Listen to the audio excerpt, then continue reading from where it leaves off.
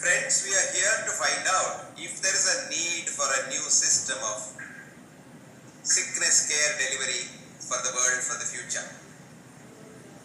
When this question is asked, the first doubt that comes into the mind of every literate, educated human being is, why do we have such a perfect system in the Western modern medical system?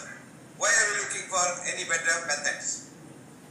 That's a good question to ask, because most of you who are not privy to what is happening inside this system of modern medicine would be thinking that modern medicine is a perfect system. On the contrary, the very foundation of Western medical science is flawed. I give you a small example. Science is making models, mostly mathematical constructs, which with verbal jargon are supposed to work. Now the Western reductionist science considers the human body as a machine made up of parts and considers the ongoing process in the human body as a linear Euclidean mathematical model.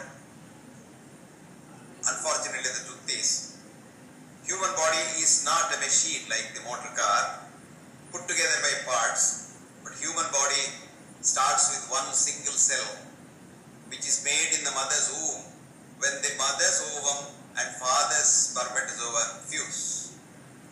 And the zygote that is thus formed is a single cell.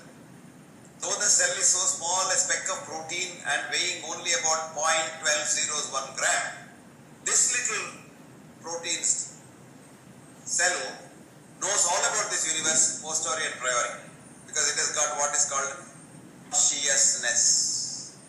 The universal consciousness, or what is called the universal mind, gives it a bit to this cell which is called individual consciousness.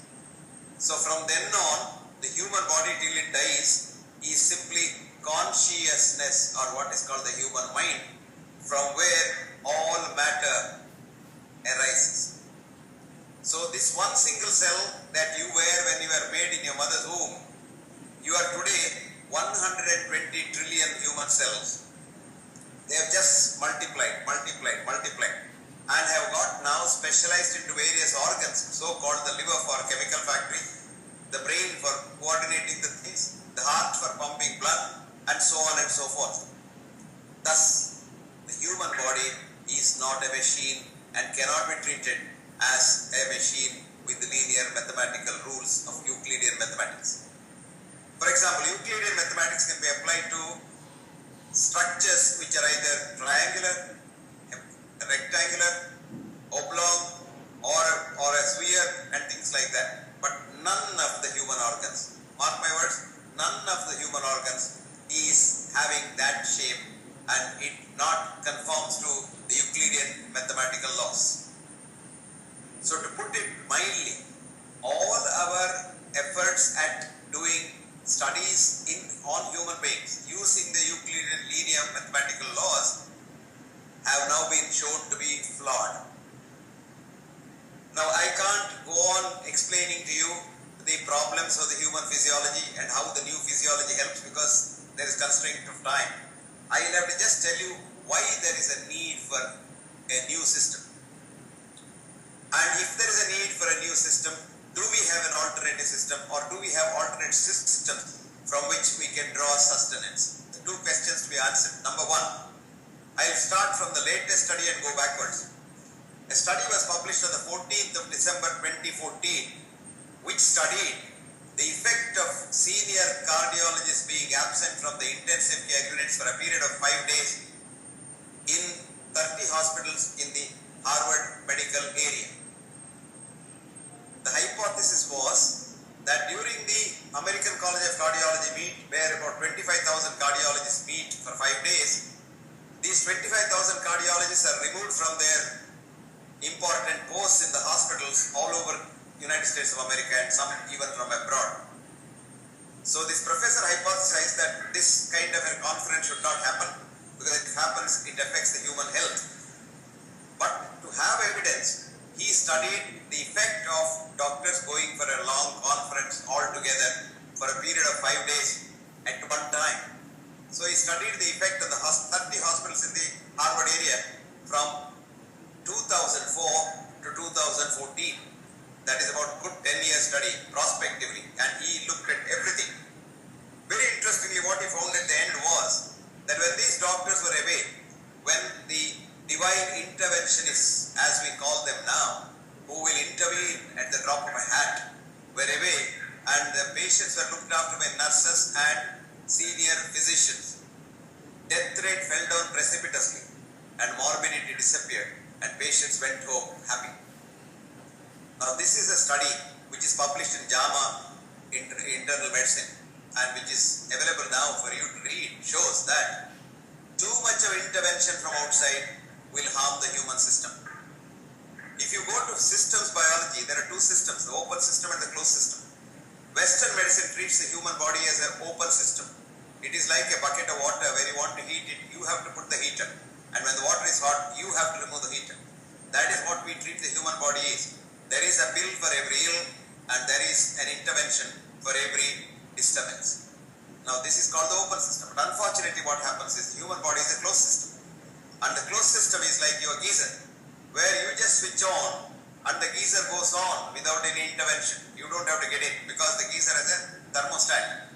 Similarly, the human body is endowed with the thermostat inside, which is called the immune system, which looks after most, if not all, abnormalities.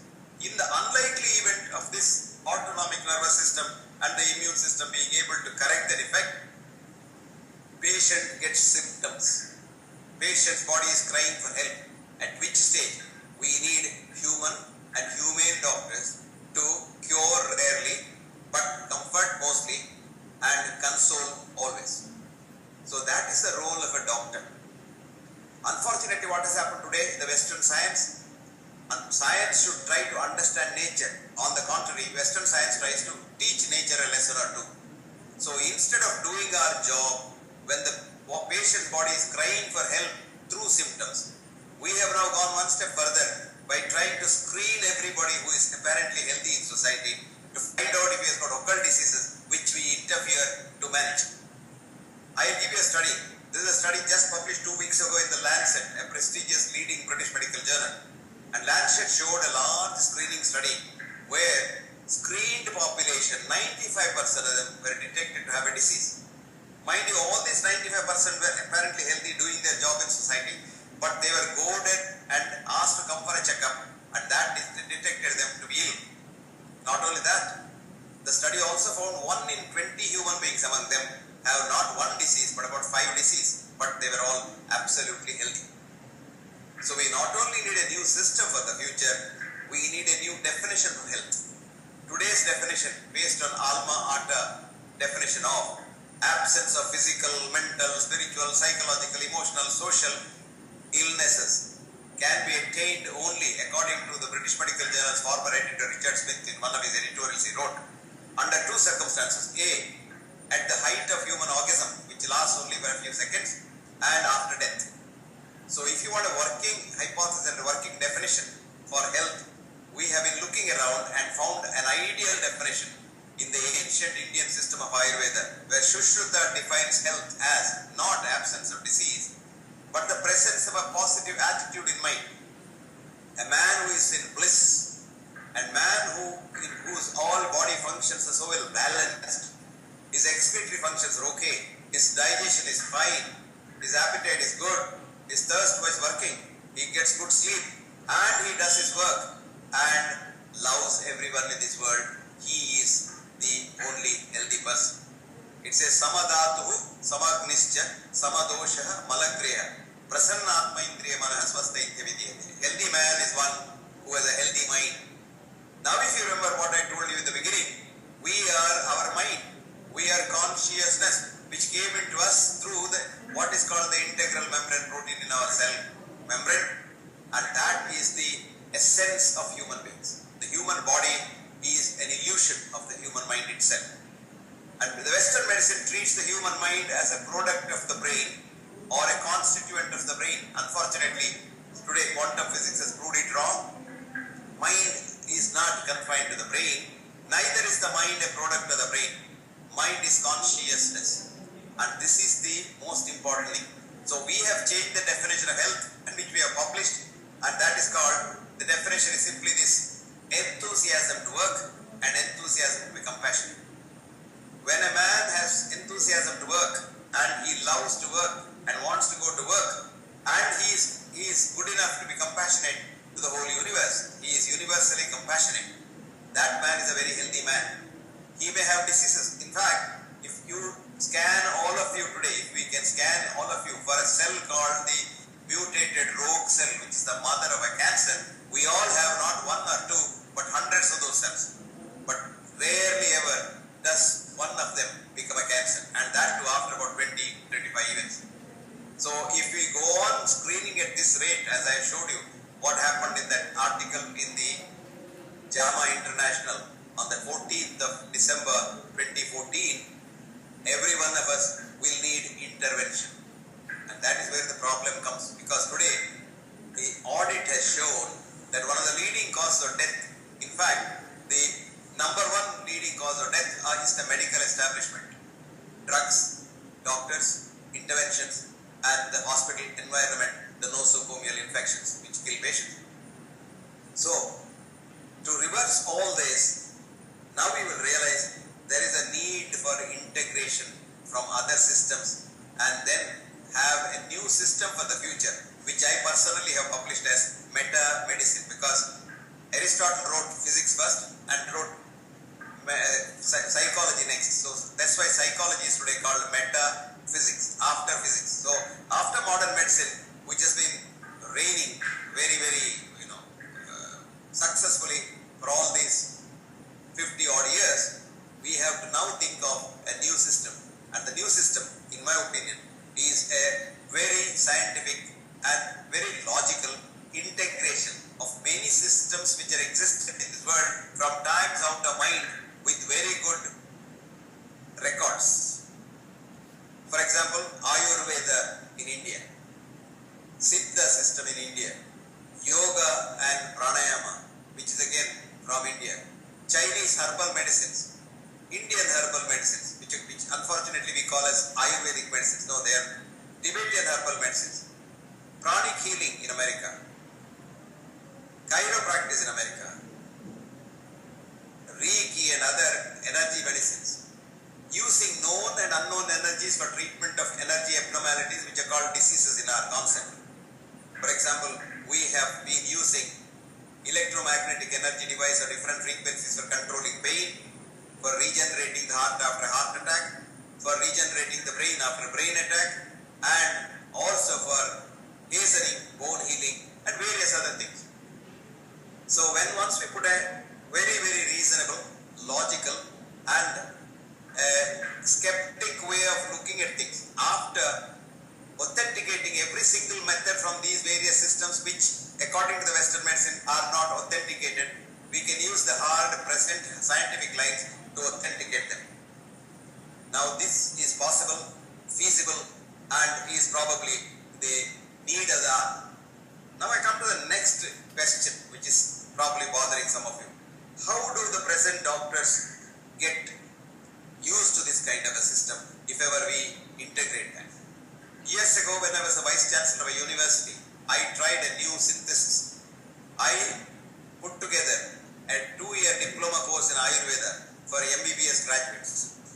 And we had a very nice syllabus, and students from all over the world applied, because we were not charging anything, because it's a novel thing, and we were selecting only 6 students. And from hundreds of applications, we selected 6 brilliant students and put them through.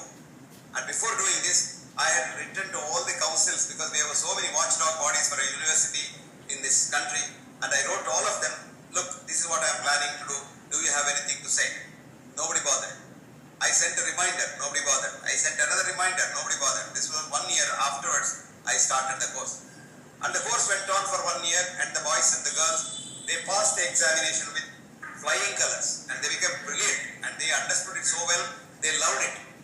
At this stage, I had a case filed in the Karnataka High Court against me by the Ayurvedic Council of India, saying that this is unethical and illegal according to an old judgment of the Punjab High Court in 1948, which said a allopathy should have to combine with Ayurveda. And I wanted to tell the judge in the High Court that Ayurveda is also allopathy. Allopathy is against disease. Ayurveda is also against disease. It's not homeopathy. So, but then my lawyer would not accept that argument, and the judge does not permit me without a LLB to argue in the High Court. So the judge ruled that this is illegal and the course must be stopped immediately, and the students must be paid a compensation of 50 lakhs of rupees. Of course, this went on, and then a Supreme Court Chief Justice who read the judgment called me and said, look, you come to the Supreme Court, we will have to change this judgment because it's not a correct judgment. But unfortunately what happened, by then I had retired and I had nobody to support me to go to the Supreme Court. You know how Supreme Court is. Supreme Court lawyers, even to talk to them cost a lot of money, and I was by then retired and I didn't have any pension, so I couldn't pursue it further and it fell through. So it is possible, feasible, and do you know these doctors who have got the first year degree and did not complete the second year, I gave them an opportunity to work as research assistant for the next year. So after 2 years of completion, they are now brilliant people practicing in 6 different places in India and also in England. And there is so much of demand for this kind of courses from abroad. Right now I have a girl from the Imperial College in London. She is coming here to do a training in Ayurveda because she has already passed a membership of the Royal College of General Practitioners, and before practicing she says, I don't want to practice the old conventional thing where I can't give solace to many of my patients, and I want to integrate the thing and do it. So there is a need, and doctors, when they understand, if they are not biased, if they are not made up their mind, if they are open mind, it is very easy to convince them because the whole science of medicine needs a relook, and this can be explained to them. And I've already, for the last about 40 years, I've been trying. I've written a book called What Doctors Don't Get to Study in Medical School and various other books on this line, and these are all very popular now. But unfortunately, any new system needs patronage from the government. The powers that be need to vet it, need to understand it, and need to enforce it with some amount of legal prowess. Otherwise, this kind of a thing will be only just the, cry in the wilderness. So I hope my brothers and sisters in the medical profession would understand, because today they have found out, this is a nice article you can all go home and read. We all think the Western medicine is the best. There's a study done by a professor in Johns Hopkins, and she writes this article in the JAMA called Is US Medicine the Best in the World? That's the article's name. Her name is Barbara Starfield, and the article is in JAMA. The year is 2000, volume is 284, and page is 483. This shows where we are, and many of our doctors don't know where we are. And there is a nice book which is just published in London called Bad Doctors, Bad Medicine, Doctors Harming Society since Hippocrates. This is written by a professor of history in London. His name is David Wooten. And if you read this book, we have been doing similar mistakes ever since the time of Galen, ever since the time of Hippocrates. But very interestingly, what comes out in the book is the people who suffered most at the hands of we doctors are the rich people who can afford to come to us. And in the history, if you look carefully, the poor people who had no touch with the doctors because they couldn't afford it did not suffer the side effects of modern medicine. Even today, if you look at India, people who don't have money, who can afford the high-tech medicine, probably do not suffer as much as people who can afford high-tech medicine. Now, all these audits are to be read by doctors. Second thing is, we may say, okay, how did patients, a lot of patients improve? There is this wonderful study done in Oxford, Cambridge, Munich and Hamburg together, led by Oxford team, led by Professor Binger, where they tried to see how drugs act. Give you an example, they tried a morphia drip for a severe pain patient and told the patient, this is not morphia, this may not relieve your pain, and the pain was not relieved. The same patient was crossed over and he was given an injection of saline, salt water, but told this is the new salt of morphia, and the pain disappeared. They tried to find out how this happens, and they did fMRI, functional MRI, and what they found was when the patient believed in his doctor, when the patient had faith in his doctor, that's called the placebo effect. The forebrain produced the medicines and such powerful painkillers that pain disappeared. patient did not have faith in the doctor, when the patient did not believe it is morphia, he was told it is not morphia by the doctor in whom he has got faith, the forebrain slept and the pain continued.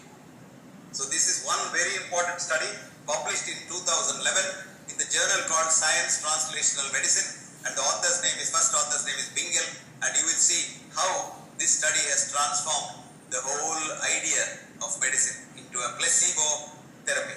And so I always tell my students, I have been saying this even before this study came up, that a good doctor is one who is a placebo doctor, one who pleases the patient and in whom the patient will have faith. And the doctor is a placebo doctor when he can command, not demand, command the faith of the patient. Now we have another study, a very important study, again done in America. I am not quoting any study done in India, because most of our readers and our listeners believe what comes from the West as gospel truth. Because for 40 years I have been saying people that the best oil for cooking, the best oil for heart health, best oil for is coconut oil, which has the same fat as mother's milk. People are laughing at me. They were behind my back, they were cursing me, and my own students were abusing. But today, America says coconut oil is the best oil, and everybody says yes, coconut oil is the best oil. If you went to America today, people drink coconut oil, coconut water, coconut milk. People use cornflakes to eat. They don't use cow's milk, but coconut milk, and that's going to another extreme. Now this is how it happens. So another study showed how our modern reductionist drugs harm the system. This study was done by a professor called Douglas Wallace, D.C. Wallace. He's a professor of genetics in Washington. And this article is published in a very prestigious journal called Genetics, year 2008, volume 179 and page 727, where he shows how any drug that you take, any drug from aspirin to statin, the minute it goes inside, the body's wisdom says, oh, this is something I have not seen. This is a reductionist poison, I have not seen it. I have only been used to holistic things. And so this must be a poison, throw it into the liver. So the medicine goes to the liver. And the liver tries to destroy it. In the bargain, liver gets damaged. Every medicine damages the liver. And then what comes out of the liver, what's called the first pass effect, is something that gives side effects. But the good effect comes from the study of Bingle and others from the placebo effect. This article's name is Mitochondria as Chi. This article is so sophisticated that it used a chip, mitochondrial chip, which is called the MIT chip, to track the medicine until it gets destroyed and when it goes to the mitochondria in the cell. So friends, this is the situation there, and we have to somehow or other convince our brethren in the medical fraternity that we are barking up the wrong tree and we have to. That said, don't you for a minute think that we don't need doctors and specialists. We need them. Because for all emergency quick fixes, modern medical quick fixes are the best. Supposing I fall under a motor car, I cannot do yoga, or I can't take Ayurvedic medicines, or I cannot believe in any one of these things, except that I must be taken to the hospital, my bones are set, and I should be looked after. So for emergency quick fixes, modern medicine is the must. So you can't put the baby and the bathwater out just because the bathwater is dirty. So we need to keep that. But the important feature is the emergency quick medicine is needed only for 2% of the sick population on a given day. Of the remaining 98%, a large chunk, almost 50% of them, suffer from what is called minor illness syndromes. The simple 4 things: common cold, feverish cold, sore throat, and flu-like illness. Now these 4 things could be managed by many systems, especially the system called homeopathy, which is being rubbish these days by the Western science because they don't want homeopathy to come up. So they say homeopathy is not science, homeopathy is not medicine, homeopathy is dead. No, homeopathy is not died. Homeopathy is a very important medicine, and today the science of homeopathy has found out very important things, that the homeopathic medicines are in either nanoform or picoform in liquid form, and they are in nanoform in the solid, in the powder form also. And water now today has got a structure, and this structure is the one that remembers what to do when you use water as a vehicle for using drugs. Now coming back to where we were, these 4 systems can be used either homeopathy or simple Indian spices. After 40 years of existence of the Cold Research Center in Colindale in London, the center was closed because no progress was made by the high-tech stuff. The last paper that came out said that we do not think we can discover anything more about common cold than what was discovered by the Indian spices. And if you get a cold in future, eat Indian curries. So that shows how important some of the holistic medicines in the Indian system are.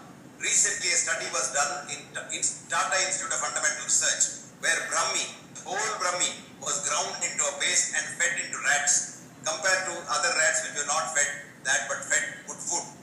And at the end of 6 months, the rats fed with Brahmi developed larger than normal hippocampus major, which improved their memory, their retention power, their thinking power, and they became so clever that they could get out of mazes very easily. Now this same Brahmi in its reductionist form, there are so many studies which said Brahmi is not good, but it's good for cooking, but not for medicine. Same story about garlic. The garlic pulse, which were reductionist garlic, that is garlic minus the SH group to remove the smell, had no effect on the human system as far as the disease is concerned.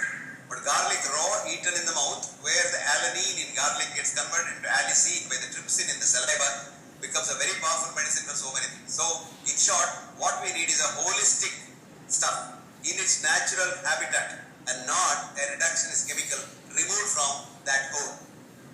And this is a very important lesson that we have to learn, that we have to do now studies in the future with holistic molecules of anything that you think will be good. Now coming to various studies that we have done, actually, one of the largest areas of modern medicine which is probably not very good for human health is the cancer research. Now the senior people in cancer area think that they are barking up the wrong tree. The new director of the American Cancer Association, Dr. Harold Warmus, is a Nobel laureate. So he has put a group of about 9 scientists going to find out what ails the research in the cancer area. And what they have come up with something very interesting. Most of the studies that we do on animals, and we say wonderful progress has happened, that has not resulted in patient benefit in the wards. Now, after the quantum physics has shown us consciousness, we now know rat studies or animal studies are so flawed, because whether a man does a research or a woman does a research on an animal, the difference in the results will be as far as 40%. So our studies, reductionist studies, have all been wrong, and now cancer area is looking for contrarian views in cancer, and they have now called for a big conference in Paris next year on contrarian views in cancer. And the voices are heard now, and people want to know, and people want to look forward for a future. Now the third important thing in this area is, how do we convince the consumers?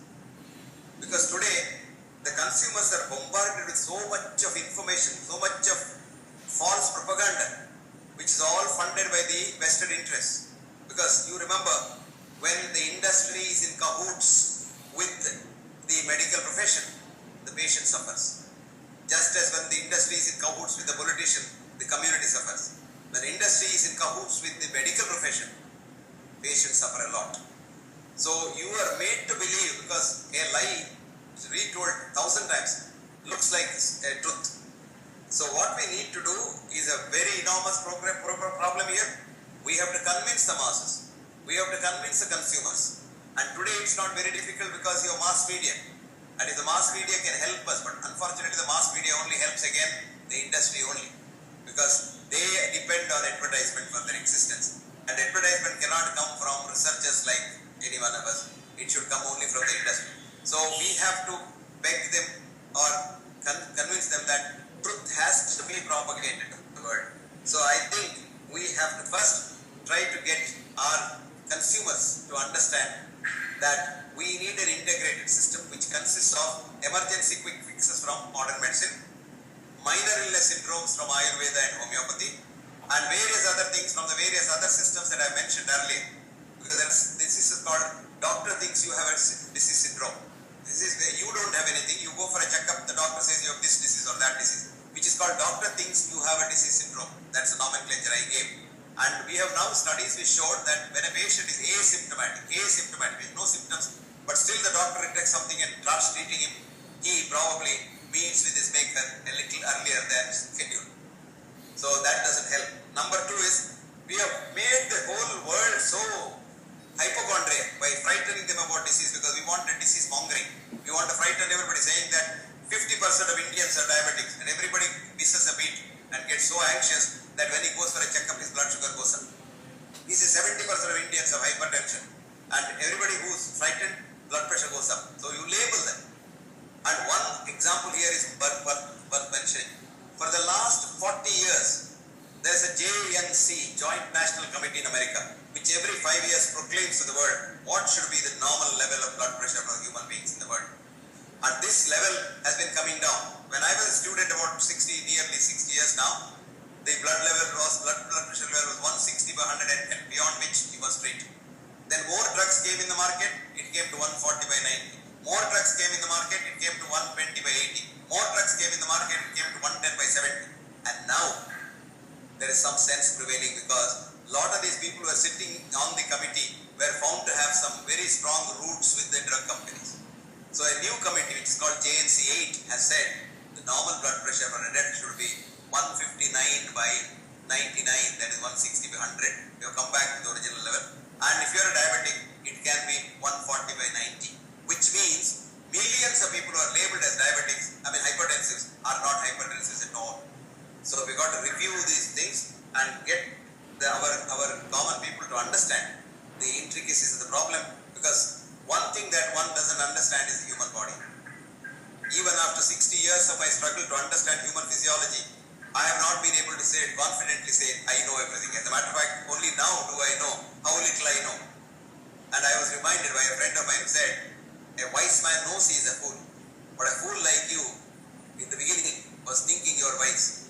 So, friends, we have to change the concept.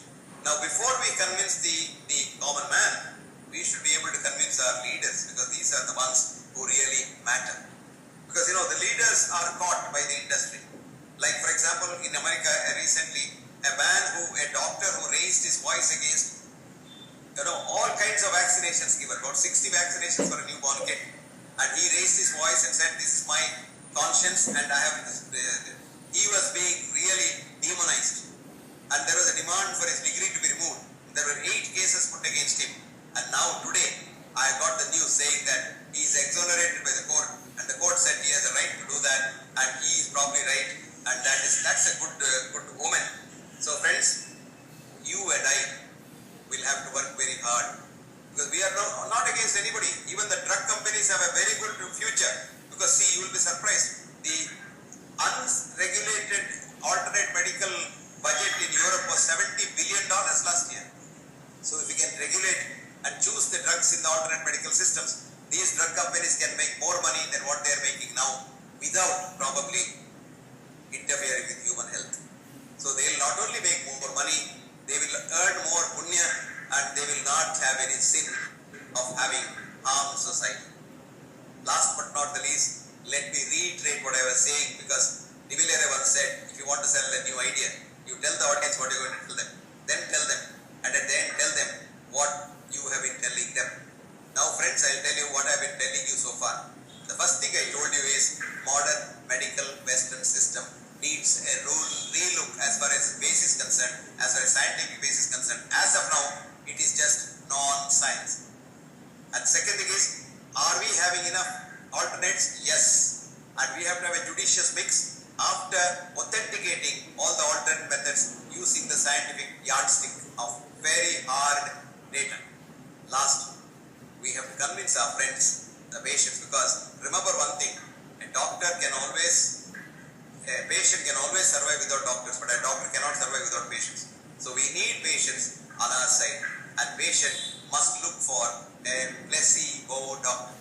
But unfortunately, we have a few nocebo doctors who the minute they see a patient, they frighten them. You have cancer, you only 3 months to live. God only knows how can he predict the future, because there are very nice studies which have shown doctors cannot predict the future of their patients, as scientists cannot predict even a weather. So human body is much more complicated than the universal weather, and you can't predict the future, but we have been doing it. But if you predict something which is positive, it's okay, but when you predict it's negative, it will have a negative value. So friends, I am now, if you have been listening to me very carefully, I'm sure you are convinced that there is a need for change. Let us have a debate. Let's take all the stakeholders together. We have to get the drug companies, we have to get the medical establishment, we have to get the medical so-called industry of insurance, and we have to get the doctors for our main stock, because no patient can survive without a doctor. Everybody must have a family doctor who is a must, because he is your friend, philosopher and guide. So doctors are a must, and we must take the doctors. And of course, the main part are rice bound, our patients, and we should put our heads together. And this debate must start now, because it's already too late, and we should come consensus maybe after 5-10 years, when we can put in together the new system which I have called it